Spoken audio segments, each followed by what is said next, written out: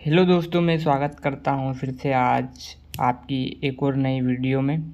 आज की इस वीडियो में एमसीक्यू देखेंगे अपन आगे के 101 से 150 तक के।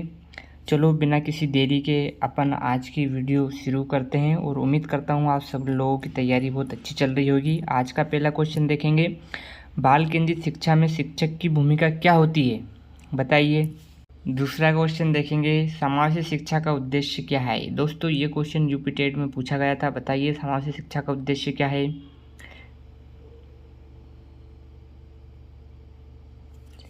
इसका सही आंसर हो जाएगा दोस्तों ए, सभी बच्चों को समान अवसर देना। अगला क्वेश्चन देखेंगे, सीखना सबसे अधिक प्रभावी कब होता है, बताइए।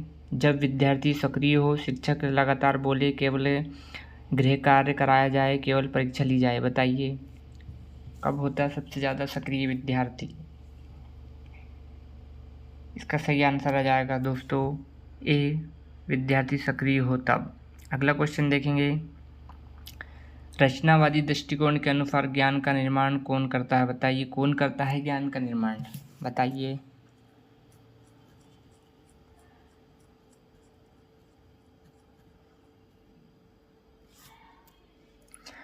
इसका सही आंसर आ जाएगा विद्यार्थी। अगला क्वेश्चन देखेंगे, अच्छा शिक्षक बच्चों की गलतियों को मानता है, बताइए क्या मानता है। अच्छा शिक्षक बच्चों की गलतियों को क्या मानता है। इसका सही आंसर आ जाएगा दोस्तों बी, सीखने का अवसर। अगला क्वेश्चन देखेंगे, प्रभावी अधिगम के लिए आवश्यक है, क्या आवश्यक है प्रभावी अधिगम के लिए, बताइए। सीटेट में पूछा गया था दोस्तों ये क्वेश्चन, बताइए। इसका सही आंसर देखेंगे, सही आंसर आ जाएगा सहभागिता। अगला क्वेश्चन देखेंगे, सीखना एक प्रक्रिया है, बताइए। सक्रिय, निष्क्रिय, स्थिर, यांत्रिक, बताइए। इसका सही आंसर आ जाएगा दोस्तों ए, सक्रिय। अगला क्वेश्चन देखेंगे, व्यक्तिगत भिन्नताओं का सम्मान करने वाला शिक्षक है, बताइए।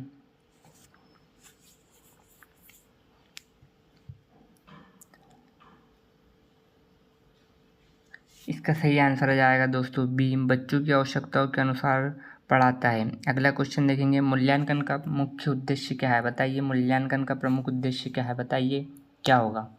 सीटेट में पूछा गया था दोस्तों ये क्वेश्चन। का सही आंसर आ जाएगा दोस्तों बी, अधिगम में सुधार करना। अगला क्वेश्चन देखेंगे, बालक सबसे अच्छा सीखता है, बताइए बालक सबसे अच्छा कब सीखता है। शौक के अनुभव से, रटने से, दंड देने से, केवल व्याख्यान करने से, बताइए।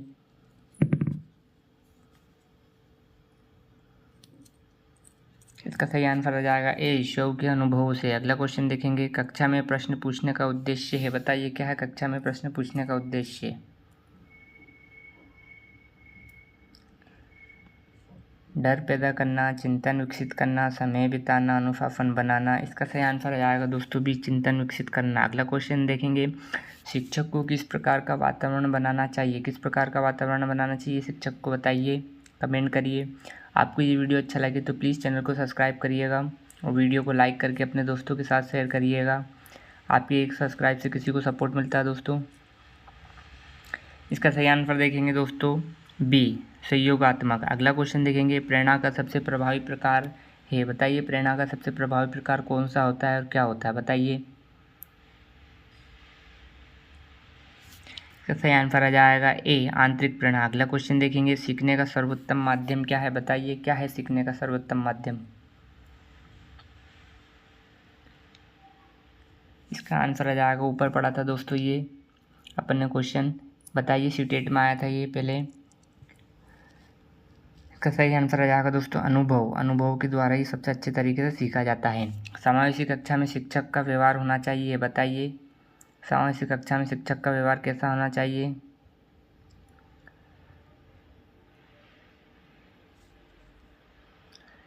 सभी के लिए एक समान होना चाहिए, जैसे ए आएगा दोस्तों इसका, संवेदनशील, सभी के लिए एक समान व्यवहार होना चाहिए, सभी बच्चों के लिए भेदभाव नहीं होना चाहिए किसी बच्चे के साथ। सतत एवं व्यापक मूल्यांकन का उद्देश्य क्या है, बताइए। सतत एवं व्यापक मूल्यांकन का उद्देश्य क्या है। का सही आंसर जाएगा दोस्तों बी, सीखने में सुधार करना। अगला क्वेश्चन देखेंगे, बाल केंद्रित कक्षा में विद्यार्थी होता है, कैसा होता है बाल केंद्रित कक्षा में विद्यार्थी, बताइए। इसका आंसर अभी ऊपर पड़ा था, इसका आंसर हो जाएगा सक्रिय। अगला क्वेश्चन देखेंगे, अधिगम का सर्वोत्तम प्रमाण क्या है बताइए।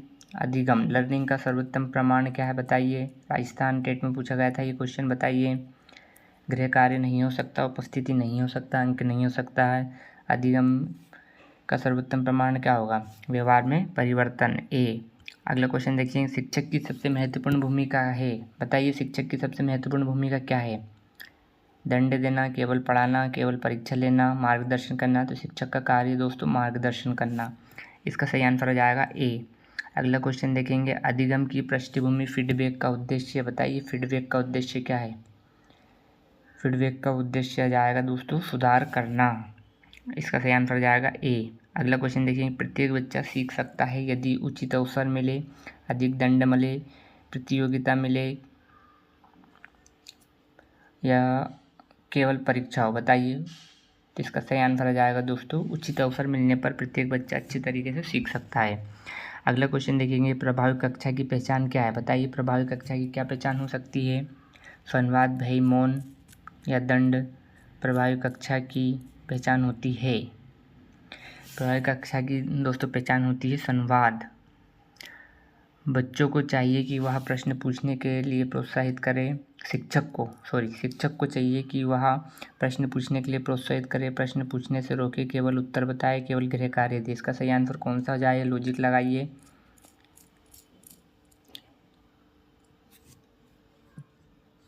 इसका सही आंसर हो जाएगा दोस्तों प्रश्न पूछने के लिए प्रोत्साहित करें।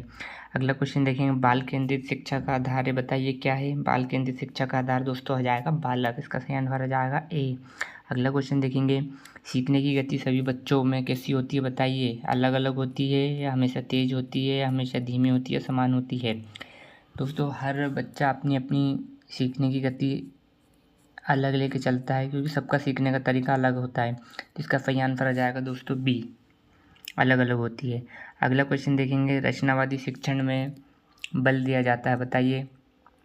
रचनावादी शिक्षण में बल क्यों दिया जाता है बताइए। इसका सही आंसर क्या होगा, सीटेट में पूछा गया था दोस्तों ये क्वेश्चन, बताइए। रचनावादी शिक्षण में बल दिया जाता है ज्ञान निर्माण पर, रटने पर, दंड पर, व्याख्यान पर, बताइए।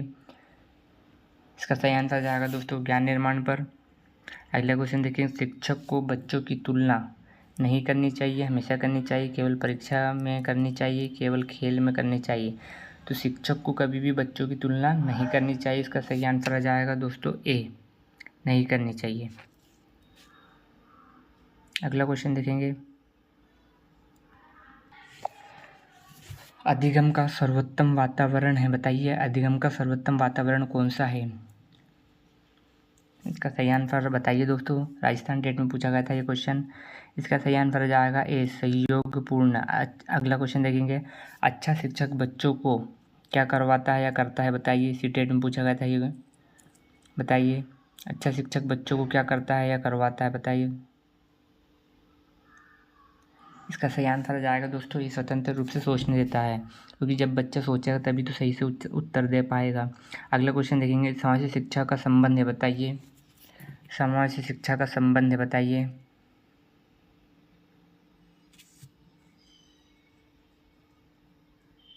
सभी बच्चों से दोस्तों, किसी भी बच्चे में भेद नहीं कर पाएंगे करना है, और सभी बच्चों को एक समान रखना है। समावेशी शिक्षा मतलब सभी बच्चों से, इसका आंसर आ जाएगा ए। अगला क्वेश्चन देखेंगे, सीखना प्रभावित होता है, तो इसका आंसर आ जाएगा दोस्तों वातावरण से।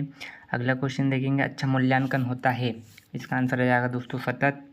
अगला क्वेश्चन देखेंगे, शिक्षक का व्यवहार होना चाहिए, कैसा होना चाहिए शिक्षक का व्यवहार बताइए। तानाशाही, पक्षपातपूर्ण, कठोर या लोकतांत्रिक, बताइए।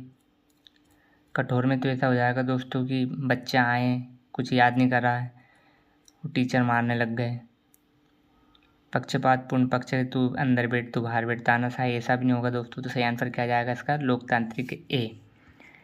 अगला क्वेश्चन देखेंगे, बालक सबसे अच्छा सीखता है बताइए। तो इसका आंसर दोस्तों अभी अपन ऊपर पढ़ा था, करके अच्छे से सीखते हैं बच्चे, क्योंकि करके सीखने में जल्दी याद होता है। बोलते हैं ना स्कूलों में कि वह लिख लिख कर याद करो, इसका सही आंसर हो जाएगा दोस्तों ए।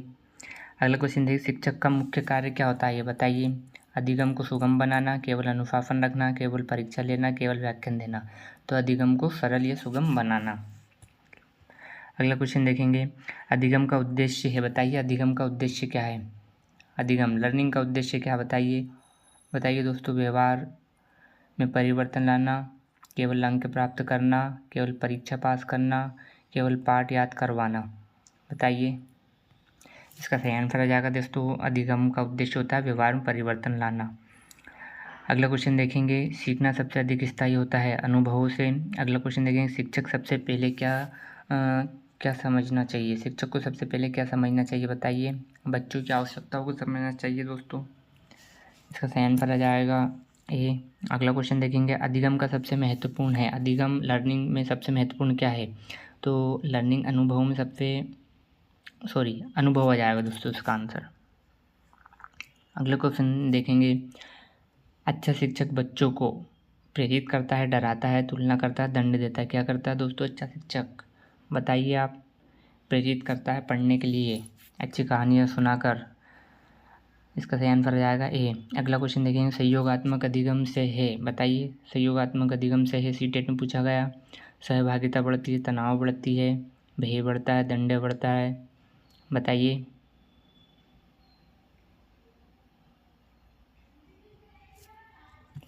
इसका आंसर आ जाएगा दोस्तों ए, सहभागिता बढ़ती है। अगला क्वेश्चन देखेंगे, बाल केंद्रित शिक्षा का अंतिम उद्देश्य क्या है, बताइए। क्या हो सकता है बाल केंद्रित शिक्षा का अंतिम उद्देश्य, बताइए। सर्वगुण विकास मतलब हर चीज़ का विकास होना, केवल परीक्षा में सफल होना, केवल अंक प्राप्त करना, केवल पाठ्यक्रम का पूरा होना, बताइए। सर्वगुण विकास मतलब संपूर्ण विकास होना बच्चे का बाल केंद्रित शिक्षा का अंतिम उद्देश्य है। इसका आंसर हो जाएगा ए। अगले क्वेश्चन देखेंगे, सीखने में सबसे अधिक सहायक है, बताइए। सीखना सबसे अधिक कब होगा सहायक, बताइए। प्रतियोगिता, दंड, भय, जिज्ञासा जाएगा दोस्तों इसका सही आंसर ए। जिज्ञासा रहेगी तभी तो बच्चा सीखने की कोशिश करेगा। अगला क्वेश्चन देखेंगे, कक्षा में चर्चा का उद्देश्य बताइए। सोच को विकसित करना मतलब चिंतन को विकसित करना। चर्चा का उद्देश्य, चर्चा होगी जब भी तो सोचेगा बच्चा, तो इसका सही आंसर आ जाएगा दोस्तों ये, चिंतन विकसित करना। अगला क्वेश्चन देखेंगे, प्रभावी शिक्षण का आधार है, बताइए। क्या है प्रभावी शिक्षण का आधार। बाल केंद्रित दृष्टिकोण, रटने की विधि, दंड, कठोर अनुशासन, बताइए क्या होगा। इसका सही आंसर आ जाएगा दोस्तों ए, बाल केंद्रित दृष्टिकोण। अगला क्वेश्चन देखेंगे, शिक्षक को बच्चों के प्रति होना चाहिए, बताइए। शिक्षक को बच्चे के प्रति होना चाहिए, कैसा होना चाहिए, सहानुभूतिपूर्ण। अगला क्वेश्चन देखेंगे, अधिगम का सर्वोत्तम मूल्यांकन है, बताइए क्या है अधिगम का सर्वोत्तम मूल्यांकन। सतत मूल्यांकन, वार्षिक मूल्यांकन, केवल लिखित परीक्षा, केवल मौखिक परीक्षा। सर्वोत्तम मूल्यांकन मतलब सतत मूल्यांकन ए। अगला क्वेश्चन देखेंगे, प्रभावी अधिगम के लिए आवश्यक है, क्या है, बताइए। प्रभावी अधिगम के लिए क्या आवश्यक है, जिसका आंसर आ जाएगा दोस्तों सक्रिय सहभागिता। अगला क्वेश्चन देखेंगे, और शिक्षक को कक्षा में बढ़ावा देना चाहिए, बताइए। शिक्षक को कक्षा में बढ़ावा देना चाहिए। प्रश्न पूछने की प्रवृत्ति, रटने की आदत, भय, तुलना, तो इसका सही आंसर आ जाएगा दोस्तों प्रश्न पूछने की प्रवृत्ति। दोस्तों आप यहाँ तक आ गए हैं वीडियो को लास्ट तक, तो प्लीज़ चैनल को सब्सक्राइब करिएगा और वीडियो को लाइक करिएगा। अगला क्वेश्चन देखेंगे, अच्छा शिक्षक वही है जो प्रत्येक बच्चे को सीखने की आवश्यकताओं को समझे, केवल मेधावी बच्चों को पढ़ाए, केवल परीक्षा पर ध्यान दे, सभी बच्चों को एक ही तरीके से पढ़ाए। तो दोस्तों इसका सही आंसर आ जाएगा ए, प्रत्येक बच्चे की सीखने की आवश्यकताओं को समझे।